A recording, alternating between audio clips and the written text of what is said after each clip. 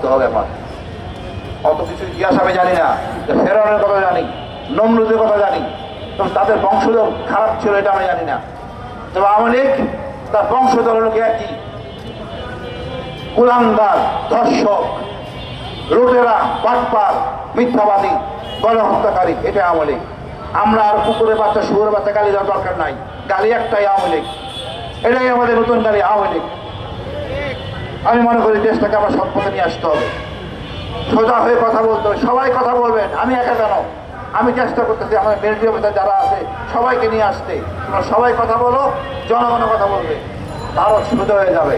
আপনি লালমনিরহাট সীমান্ত দেখছেন, একটা কাঁচি নিয়ে বিডিআরের কাছে ছিল একটা সাধারণ গ্রামের সৈনিক, কৃষক। ওইটা কতটা ইফেক্ট ফেলছে ভারতের কাছে। আমরা প্রত্যেকটা লোকের সৈনিক, প্রত্যেকটা লোকই দেশের জন্য নিবেদিত।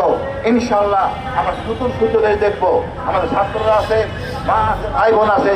এই আগস্ট বিপ্লবে বাবা ছিলেন, সাথে বোনরা ছিলেন, কৃষক শ্রমিক রিক্সাওয়ালা সবাই ছিলেন। আমরা আগামীতেও আমরা সবাই একসাথে থাকবো।